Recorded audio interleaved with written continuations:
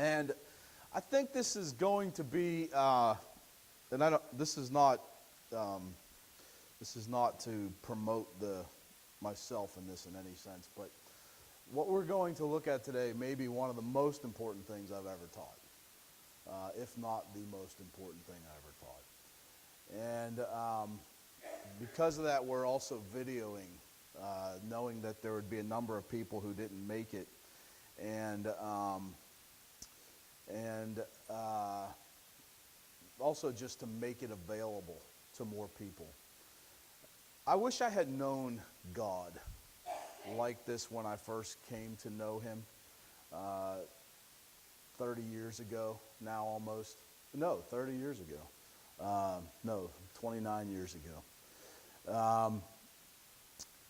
I think in many respects I did know him like this. I have never struggled with the love of God. I know others have. I know that there are people who really wonder at times, does God love you? Honestly, I don't think I've ever asked that question since I've become a believer. And that's not, it's just the way the Lord led me. I'm not saying anything about that, but, and so I have valued the love of God probably more than anything else about him. And honestly, it's the thing that motivates me, keeps me going. It's the thing that when life gets discouraging, when church gets discouraging, when study gets discouraging, when anything gets discouraging, I just don't find it very discouraging because I bask in the love of God. But that said, I still don't think I've even plumbed the depths of that. And I hope to attempt to do that today with you. I don't know if you've ever thought of God as deeply this way in terms of who he is. And it is my desire to do that. I am 100% convinced that the reality of who God is completely therapeutic and healing. Will totally revolutionize your soul and will change you. I just really, it's not that it's, well, you believe that. That's true, I do believe that, but it's happened now for thousands of years. There have been messed up people in the world who have come to Jesus Christ and have been healed. Thoroughly healed. People who spend all their money trying to go to doctors to get healed. We have the woman with the flow of blood, but it's thousands of years. This is ongoing for many people. Go to counselors, go to therapists, go to psychiatrists. But honestly, it's God that heals. It's the Lord Jesus Christ who heals. And I'm convinced it's this reality of who he is that does that. So that's part of it. Then the other piece is we have for 2019 a theme that this church is attempting to capitalize on, to think about, to put before us constantly an emphasis. And that is to be all in, right? And we're asking you to think about what's that mean for you. And I hope you have been. I hope you've been praying. I hope you've been thinking, what is it that God's calling me to? What's the deeper place God's calling me to? He's always calling us to a deeper place with him, to walk with him. So I hope you have been thinking about that, but I thought it'd be good to take the moment here at the beginning of the year and acknowledge that if you're kind of the opinion that you're only interested in being about 10% in, or I'll do 50% more in than I was last year, but ultimately when you do the math, that works out to I'm 40% in. Or if you say, I don't want to be in. I don't even care. I don't even know what you're talking about. This doesn't even make sense. Okay. Whatever you're thinking you're doing, and whatever you think it is for 2019, God has been all in since before you were born. And that's the reason to be all in. Because the one that you're going to be all in to has already been all in to you. He has never not been all in. There wasn't a year he made an emphasis out of, I need to be all in this year. God never did that because he always has been all in. There has never been a time he hasn't been all in. And so before you and I talk about, oh, I'm going to be all in, pat ourselves on the back, I'm all in this year. Understand that God's already been there for you. And if you decide, I don't want to do it, he's still already there. He's already been all in for you, and he still is all in for you. It's who he is. So we're really not asking anyone to think about something that's foreign to Christianity. This is completely the basis of Christianity. That God first loved us, and therefore we can love. That's the reality of what we're talking about. And so before we put it forth, how can you be all in? And I hope you have been thinking about that, but still I want to take a moment and stop and say, God already is here. Not physically here, but he is, because where two or three are gathered, there he is in the midst. That's true too, but what I mean is, he's already at that place where he's all in. And he's been there because it's just who he is. This is his creation, but he's been all in for it. So I want to talk about that. And I think there's only one thing that you can really do with this information, and you're going to see today. It's what Moses did. And that is make haste to worship. That's really what it comes down to. And so there's your title that's up there. Now, the remote control is somewhere. I don't know where the remote control is. There's a little white remote control somewhere. If you happen to see it, it'd be great. Then I wouldn't have to walk over to the computer and click it through. I had it earlier. I turned the thing on with it, and I've just put it down somewhere. I don't know what I did with it. So, and I apologize for having to go to the computer constantly, but I'm going to have to do that. So, I want to begin with a question. I want you to think about this for a minute. And the question is, how would you describe God? If you had to ask or talk to somebody, and their question was, what's God? Who is God? What's God like? How would you describe him? Okay? Now, there's probably many answers to that. Some are right, but could be better. Some are really right on. And some are probably, that's not even who God is. And that's okay, whatever your answer is, wouldn't matter to me. By the end of this, I hope you'll at least come to this place that we'll be at as we talk about God today. That you'll at least start here with this conversation when you're talking about this. So, how would you describe God? It's a question I want you to think about. And so I have up here, and I wish I had the remote control. This is like Theology 101. Okay? And it is Theology 101. Theology. Theos is God, logos the study of God. This is 101, like if you were in college, this is basic first class. Who's God? What's he like? Okay? And so I want to talk about that a little bit for a second, but I want to point out two little other things here. Is he like a mafia hitman? Say, well, that's ridiculous. God's not like a mafia hitman. Bear with me for a minute. Is he like a frustrated mother? And again, bear with me, because you may think at first, that's ridiculous. God's nothing like a frustrated mother. But, is God, and here's three things that he's normally described as: omniscient, omnipresent, and omnipotent. And that's Theology 101. If you would open up any theological treatise that's been basically written since the 8th century AD, they will have these words in there. And they're pretty close to the first couple pages, if not the first paragraph. God is omnipresent, he is omniscient, and he is omnipotent. I don't know which order I have them there. Omniscient. Omniscient means he knows everything. Okay? There's never been a new thought with God. There's never been a day we all woke up and did something and God went, I did not see that one coming. It's never happened to God. He's never had, this is a kind of way of explaining, he's never had an original thought. There's never a day he woke up and said, I never thought about this before. And then come up with a brand new thought. God is omniscient. He knows everything. He is, what's the next one? Omnipresent. He is everywhere present.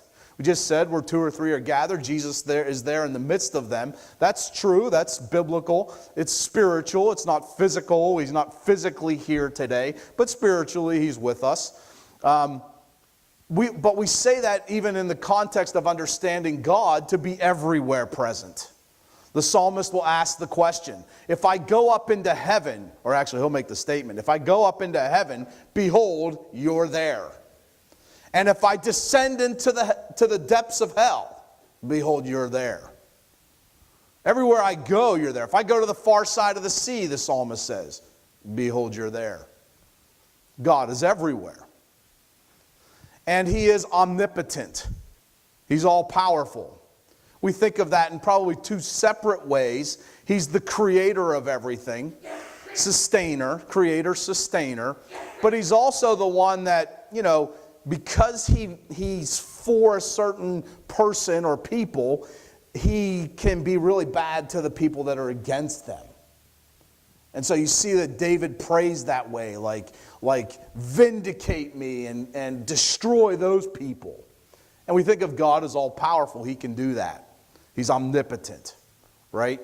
And so, you have silly little jokes that come out of that, like, men think, I was just watching some things that humans do that are amazing, and they are amazing, I freely admit this. Some guy was running on the treadmill, but he wasn't just he was running full tilt, full sprint. And this treadmill is going I couldn't believe how fast it was going. He said it was going 30, they said it was 36 point something miles per hour. That's really fast. But it was also crazy to me that it said that Usain Bolt ran, they think, about 42 point something miles per hour. That is fast. But, then there's the angel who says, well, yeah, it takes me about 3 minutes to get from heaven to earth. Well, then all of a sudden 42 miles an hour doesn't seem all that fast.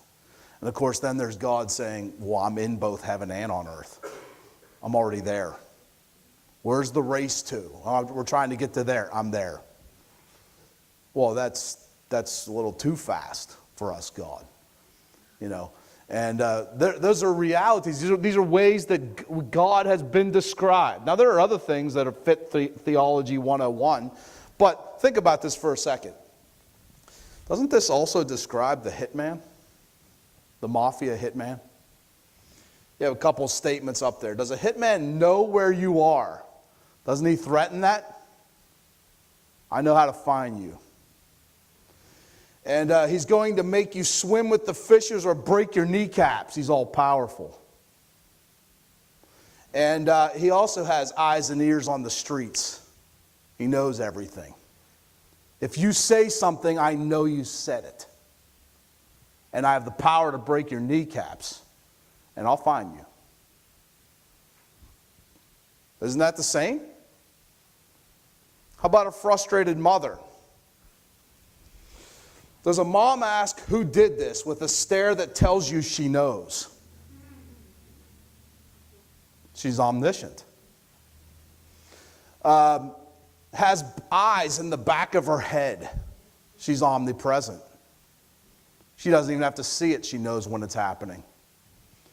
And because she brought you into the world, she can take you out of it. What is she? She's your creator, and she's the one that can kill you. We all say that. These two people are also omniscient, omnipresent, and omnipotent. And if that's how you describe God, he's a little scary. In fact, he's a little bit intimidating. And it's not surprising to me that people don't want to come to him. Who would? Who wants to come to their mother when she's frustrated with people, with her children? Who wants to go to a mafia hitman? Who wants to go to God that can kill you and throw you to hell? And knows everything you've done and's been there when you did it. He's kind of scary if that's your understanding of God. But he does offer a different understanding of himself. That's a great image. That's from Full of Eyes. That's a great image of the Exodus passage where God tells Moses he's going to put Moses up in the cleft of a rock. And he's going to pass by Moses and he's going to put his hand over him. That's what you see the picture of. His hand over him. And he's going to declare his name, which that's his name, Yahweh. He's going to declare his name to him. He's going to tell Moses, who he is. So it's an interesting question. If I asked you, who is God?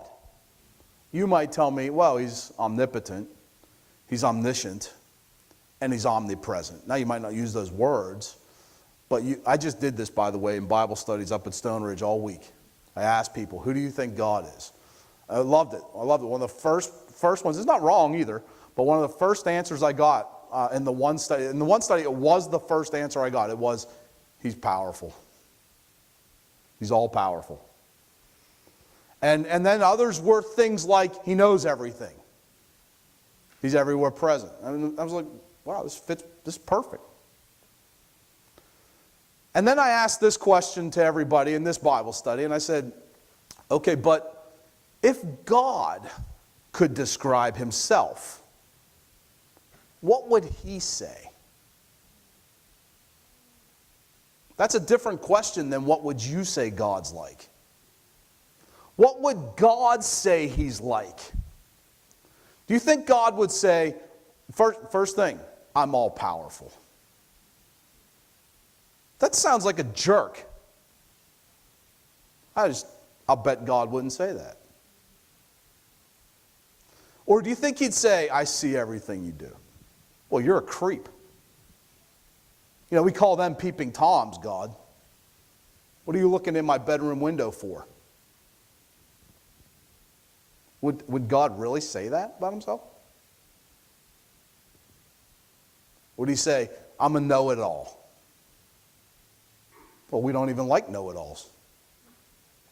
Is that how God would describe himself? Well, we don't have to guess. He actually did take a moment in history to describe himself. And that's what we're going to look at today. And so here I have the text of Exodus 34, verses 5 through 7 up there. Now, in the context, just real quick, because there's some things we're going to explain, but the Jews have been led out of Egypt. They have crossed the Red Sea. They've seen the 10 plagues. They have crossed the Red Sea.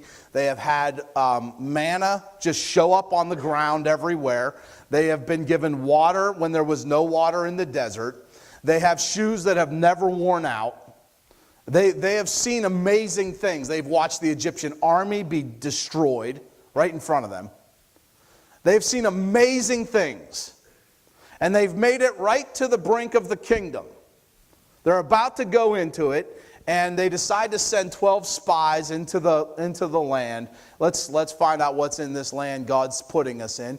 And the 12 spies come back. And they say, and we've talked about this, I'm going quick now, but the 12 spies say, hey, it's amazing what's there. You can't imagine the milk and honey flowing in this land. The grapes are everywhere, and they're huge. There's abundant food. But 10 of them say, but they're also giants. We cannot beat these people up. We just can't do it. And then 2 of them say, oh, no, we can, because God's with us. Those 2 didn't think they could do it. They actually just thought God's with us. And then the people who listen to that are the spies' children, and it turns out some of the grandchildren. So the 2nd and 3rd generation. have heard this. And those people who heard that, and this is important to understand something that God's going to say here, but those people that heard that said, we believe the 10, we do not believe those 2. We want a new leader, we're going back to Egypt, and we want to be slaves again. We do not know what this God's trying to do to us. And so that's what they want to do. And God says to them, well, because of that, you're not going in the kingdom. Okay? That's the scenario we're in. And now, but Moses is telling God, you got to go with us. God's saying, I don't even want to go with you. They don't like me. They don't want me. You'll see that in the next slide. But Moses is saying, you got to. He's also at the point in his own life, Moses in his own life, where he's not satisfied anymore with what he knows, and he asks God to show me who you are. And that's the thing we're asking today. If God could describe himself, how would he describe himself? And that's what Moses asked him. I need to know you. I've got to see what's so special about you. I need to see your glory. That's what he asked. And God has said this thing, I'm going to put you in the cleft of the rock, and I'm going to pass by, but I'm going to show you who I am. But you can't see my face, otherwise you would die, so I'll block that, but then I'll show you who I am. And here we are, we're reading it now. Okay, now, the Lord descended in the cloud and stood with him, Moses there, and proclaimed the name of the Lord.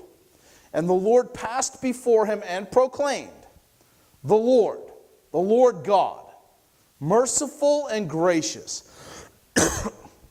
long-suffering and abounding in goodness and truth, keeping mercy for thousands and forgiving iniquity and transgression and sin, by no means clearing the guilty, visiting the iniquity of the fathers upon the children and the children's children, to the 3rd and 4th generation. Okay, now, I said, how would you describe God? Then I've offered how theological treatises have tried to describe God, usually first by saying he's omnipotent, omniscient, and omnipresent. This is what God says. This is what he says he's like. And we're going to come back to it, but I want you to see the Numbers passage that's very similar to this. Moses actually prays this back to God. He repeats these things back to God. But I do have a highlight there. The one thing I want to talk about. Okay, so this is Numbers 14:11 and then 17 through 24. So Numbers 14:11, God's talking to Moses. He says, then the Lord said to Moses, how long will these people reject me? And how long will they not believe me with all the signs which I have performed among them? Now, I have in highlights there, believe me, and that's because in Hebrew, the preposition in is there. So the real question he's asking is, how long will they not believe in me? Why won't they believe in me? I've done many signs for them, but they do not believe in me. Now, I've already said what it is they're saying that he's responding to that does tell you they do not believe in him, though they've been following God. They've been following Yahweh as a cloud of smoke and a pillar of fire, depending on day or night. They've been following God, and they've come right up to the kingdom, and he's done all the signs that I've already discussed, and they do not believe in him because they say when they're about to enter the kingdom, we want a different leader. And we want to go back to Moses, and we want to be slaves. We don't like this God. We don't get him. We don't know who he is. And so God's saying, how long will you not believe in me? I've done all these things for you. Now, I could ask the same question of the world today, and I could ask the same question of the church today. God made the world. God made you. God came and died for humanity. Jesus Christ is God in the flesh. He became a man to die, to literally love you to death. Why don't you believe in him? How many things does he have to do? before human beings say, okay, I believe in him? It's not a different question. I think God is very likely asking this question even now. How long will it take till you believe in me? Do you know how many things I've done? But he doesn't say all those things. You know, he's not arrogant. He does not parade himself. He just says, how long will it take? What will it take to get people to believe in me, given how much I've already done? What's it take? That's God's question. And so then Moses is later on asking God, talking to God in verse 17. He says, and now I pray, let the power of my Lord be great, just as you have spoken, saying.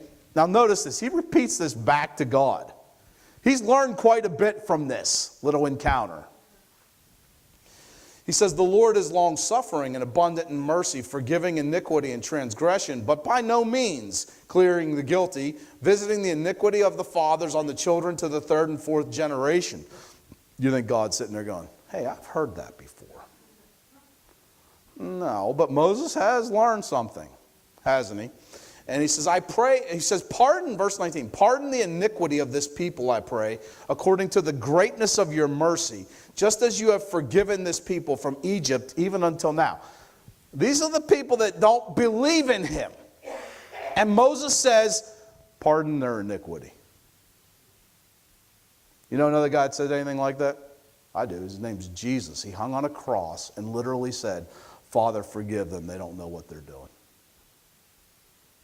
Moses is praying the exact same thing. Why? Because he's figured out who God is. Not on his own. God just had to tell him. But now that God told him, he can say things Jesus can say from the cross. Oh, look, we're a wreck. We're a mess.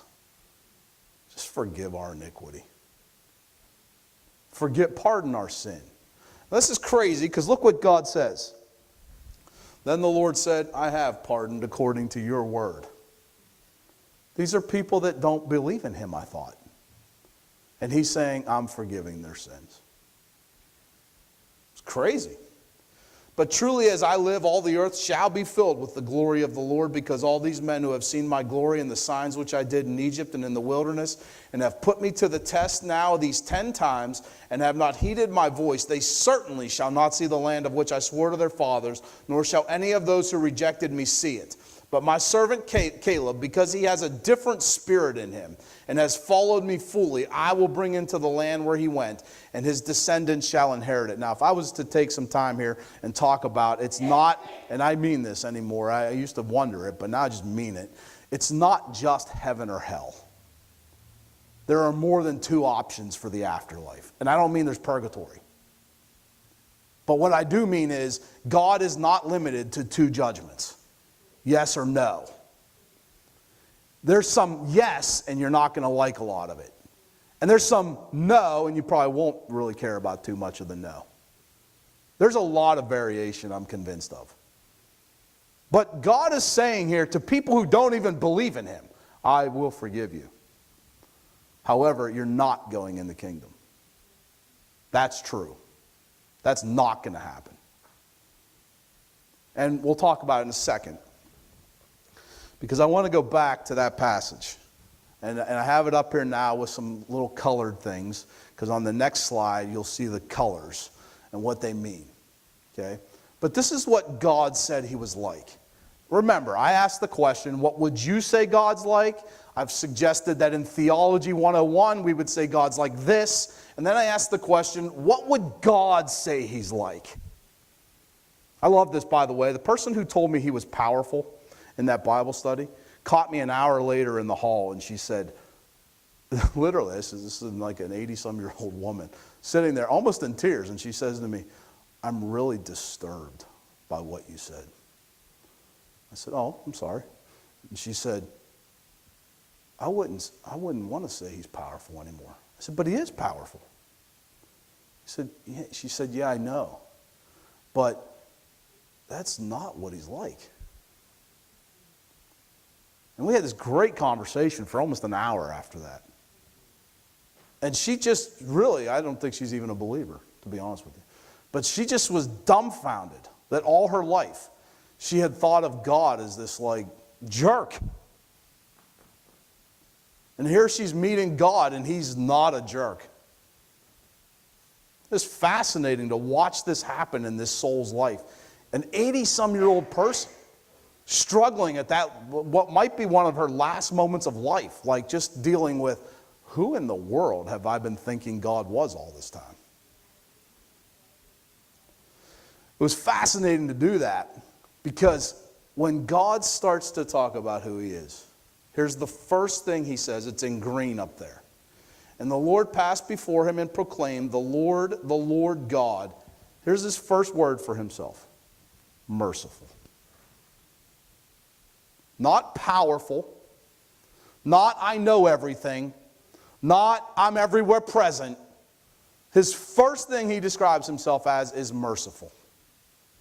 Then he says, gracious. That blue doesn't show up too well for me. First it's merciful, then it's I'm gracious. Okay? Then he says I'm long-suffering. I put up with stuff for an awful long time. How long, by the way, did it take him to get to this place that he's talking about? Honestly, if we just do the math from the time he started leading Abraham until they're here, you're talking 2,000 years he's put up with them. And now he's telling them, you're not going in the kingdom. Which just tells you, by the way, how long will it take God to get mad at you till you lose something? Well, apparently not longer than your lifetime. Because he puts up with stuff for 2,000 years before he finally says, forget it. You're not going in the kingdom. Now, obviously, he's understanding them in terms of who the Jews are, who the children of Abraham are. He's understanding them as a people, not as a person, not as the individual people. And there's a very collective understanding that we find in the Old Testament that the American church has lost. We're very individualistic. But anyway, he's long-suffering. And then the next thing he says, abounding in goodness and truth, keeping mercy for thousands. I mean, he hasn't even gotten to where he says, I'm all-powerful, I'm going to beat you up at the end. He hasn't even gotten to the point where he says, I've been watching everything you do. And I'm going to talk to you. You're going to get a good talking to from me. This is him describing himself. This is how God thinks he is. This is how he understands that, okay, the basic gist of who I am is this. Is he all-powerful? The answer to that is yes, he's all-powerful. Does that impress God? Apparently not.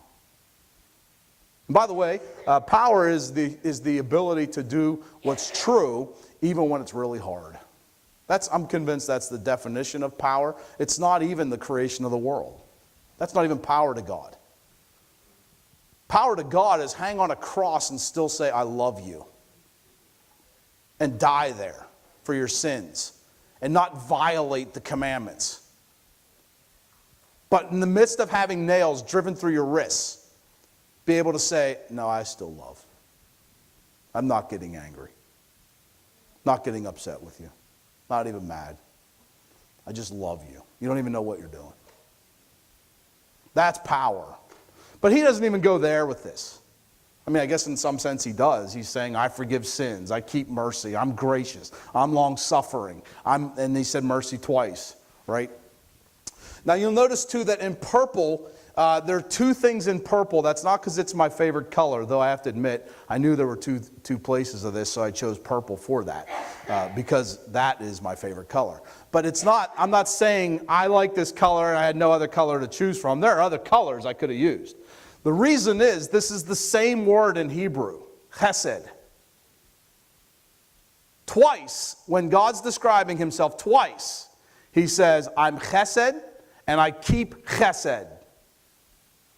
Obviously that means a lot to God. Okay? And that's part of that book that you and I have been reading, some of you and I have been reading. I encourage you to read it even if you're not reading with us. We had a good group Friday night. We had almost as many people Friday night as this morning. I guess because of the snow and whatever, but we had a pretty good group Friday. And I hope the discussions get even where, you guys just do all of it and I don't do any of it as we read the book. Oh, I shouldn't have done this. I guess, can you even read them? That's pretty hard. There's your green one. It's the Hebrew word Raham. You know that name, Raham. But Raham, it just literally means mercy. Okay, that's not chesed. Chesed is translated as mercy, but this is a different word. So despite the fact that God will call himself chesed twice in this little thing about who he is, he also wants to say, and I'm merciful. Like there's synonyms, God. Can't you come up with anything more original? No, this is who I am. I'm merciful, and I have loving mercy, covenantal mercy, and I keep covenantal loving mercy. 3 things you're going to describe yourself out of about 6, and they're all the same word almost. Pretty interesting. Second word that was up there was graciousness, and that's the word Hanan, or Hanun. And it literally just means graciousness, like it's something that's favorable from a being that doesn't have to give it to you. You don't deserve it, and we don't deserve it. We have committed enough sins, which includes one, that God does not have to give us anything. But he does anyway. That's grace. And he gives us everything we need. Not even just, well, I'll give you a little bit. I'll give you everything you need, though you deserve none of it. I'll give you everything you need because I'm that kind of being. That's who I am. That's God saying that.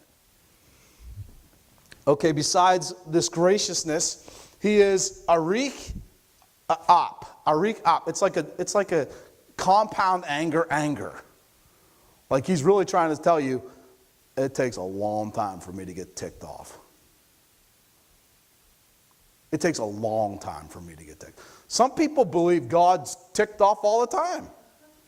You have a thunderstorm and lightning bolts out there,